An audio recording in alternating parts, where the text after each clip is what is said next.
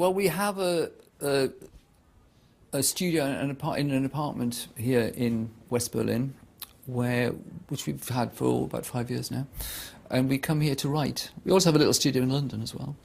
So the album, like the previous album as well, was written in Berlin and also in London. And we like coming here because it's much more relaxed than London.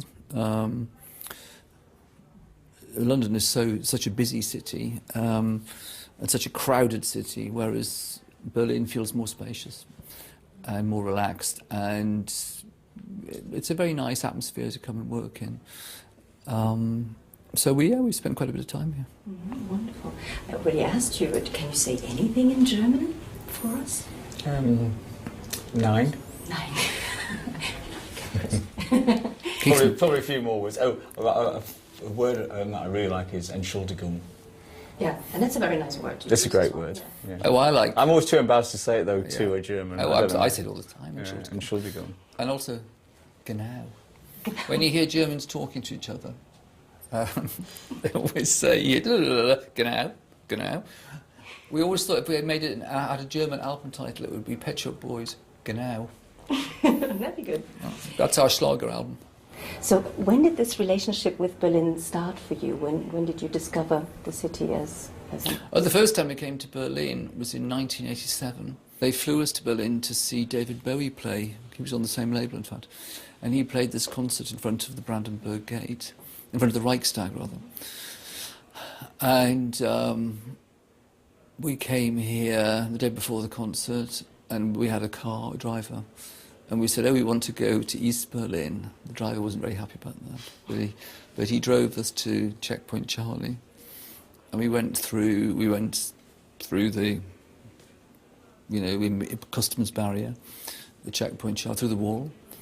And we got on the U-Bahn. And we'd heard of Alexanderplatz, because there's a very famous book and film called Berlin Alexanderplatz. And so we got off at Alexanderplatz, and then we just, because now it's all very familiar to us, but then it wasn't. And so we walked back down the Unter den Linden, and we had a beer and a sausage, which is now outside the Deutsche Historische Museum. In fact, I think there's still a beer hall stand there. And it was very quiet. We were fascinated. It was very quiet. And all the shops sort of looked like they would have been luxury shops, but there wasn't much stuff in them. But it was a very different atmosphere from West Berlin. And then we've seen the changes, the astonishing changes. Potsdamer Platz rebuilt. Places in East Berlin that were so run down. It's remarkable, really, what Germany has done in terms of. I know there are still many problems and issues, but nonetheless, it's when you think how comparatively recent it is, it's remarkable how Germany's come together.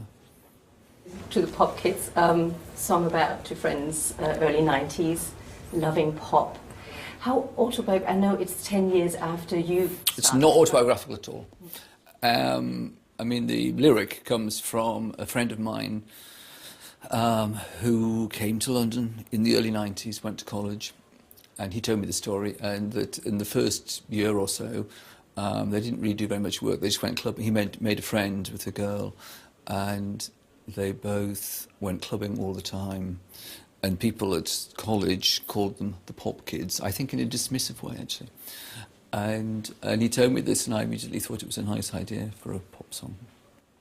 Everybody knows your songs, and maybe they have special moments connected to these songs. As an artist, as somebody who writes, who's creative, how important is that part for you? It's a very nice thing. People sometimes write to us or email us or whatever, or send us letters, saying that they've played a certain song at their wedding. Sometimes we think that they've chosen strange songs to play at a wedding, but it's very, very nice. And also, what I think is particularly nice is that it's so global. That people, particularly in Latin America, for instance, we have a very good fan base, particularly in Germany. And well, all round really, and that, I mean, that's a sort of miraculous thing. It never ceases to amaze me. I mean, on the last tour, we went to 42 countries, I believe. I mean, that's quite remarkable. And also to still be going to countries for the first time, because the world's got bigger for concerts anyway. But like going to Indonesia or something, I mean, it's remarkable, really. Now, how important is success still to you both? Success is always important because it means people are interested. And, you know, pop music is a sort of a discipline. It's meant to be popular. And so having some degree of success. Also, it's important Doesn't because matter. it enables you to carry on. Yeah. Because if no one was interested, there'd be no money to support what you want to do. So, you know, and for instance, putting a show together, you know, it all takes a lot of money. So if there's no audience for it, you know, and it's quite exciting putting together a show and making records and things, but someone has to buy it at the end of the day. I mean, you can't work in a total vacuum. Now, to work together for such a long time, I think it's rather astounding that you still are such good friends and so, you know, successfully working together, still liking what you do. So what is the secret to that friendship or working relationship? We're creatures of habit. I think we, creatively, I think it's still as much fun writing songs together as it was when we started in the 80s. And that's what the whole thing is based on. And also, you know, when you've both been through this long journey together, I mean, it's only the two of us have been through the whole thing. So that kind of brings you together at the same time. You're already planning the next album, so your fans can be sure you don't retire in the next years. Is that true? Not before the next album, anyway. As we always say, we don't really think ahead that much. Maybe just the next thing we're going to do, like the next shows and tour. The next interview. The next interview. One interview at a time. But who knows? It's nice to be here now. Thank be you in the now. so much. Thank you. Danke schön.